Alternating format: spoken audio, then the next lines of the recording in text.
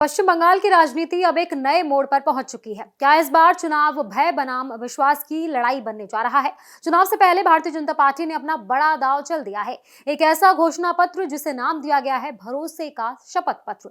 इसमें बड़े वादे हैं, बड़े दावे हैं और जनता को नई उम्मीद देने की बात कही जा रही है। इसमें क्या खास है, आइए जानते हैं।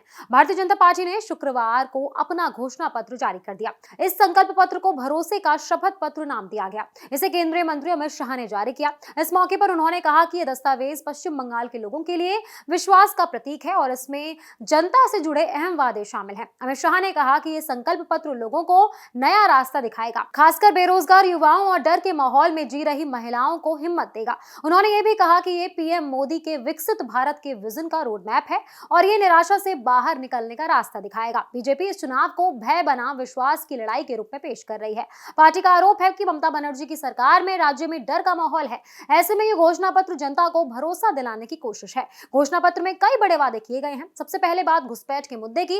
अमित शाह ने कहा कि उनकी सरकार जीरो टॉलरेंस की नीति अपनाएगी, यानी घुसपैठियों को पहचानना, उनका नाम हटाना और उन्हें वापस भेजना, डिटेक्ट, डिलीट और डिपोर्ट। इसके अलावा सरकारी कर्मचारियों और पेंशन भोगियों के लिए बड़ा ऐलान किया गया है। बीजेपी ने वादा किया कि सरकार बनने के 45 दिनों के भीतर 7वां वेतन आयोग लागू किया जाएगा और महंगाई भत्ता यानी डीए सुनिश्चित किया जाएगा। महिलाओं के लिए भी बड़ा वादा किया गया है। बीजेपी ने कहा है कि हर महीने महिलाओं के बैंक खाते में 3,000 रुपए दिए जाएंगे। साथ ही बसों में महिलाओं का सफर मुफ्त किया जाएगा और गर्भवती महिलाओं को 21,000 रुपए की आर्थिक मदद दी जाएगी। स्वास्थ्य के क्षेत्र में आयुष्मान योजना लागू करने की बात कही गई है, जिससे लोगों को इलाज में राहत मिलेगी। वहीं समान नागरिक संहिता यानी यूसीसी को भी 6 महीने के अंदर लागू करने की दिशा में काम करने का वादा किया गया है। युवाओं के लिए भी खास योजना है। बेरोजगार युवाओं को हर महीने 3,000 रुपए का भत्ता देने की बात की गई है, ताकि उन्हें नौकरी मिलने तक सहारा मिल सके।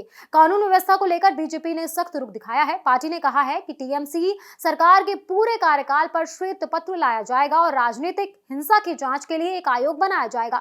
कोलकाता के विकास के लिए भी बड़े प्लान बनाए गए हैं। मेट्रो नेटवर्क का विस्तार, पुलों को मजबूत करना और हल्दिया पोर्ट का विकास किया जाएगा। साथ ही व्यापार को आसान बनाने और सिंडिकेट सिस्टम खत्म करने की बात कही गई है। किसानों के लिए भी योजनाएं बनाई गई हैं। आलू, धान और आम के किसानों को सहायता देने की बात है। चाय उद्योग को मजबूत करने और उत्तर बंगाल में आईआईटी, एम्स और आईआईएम जैसे संस्थान खोलने का वादा किया गया है। कुल मिलाकर बीजेपी ने अपने इस संकल्प पत्र में बड़े वादे और बड़ी योजनाएं पेश की हैं। अब देखना यह होगा कि जनता इन वादों पर कितना भरोसा करती है।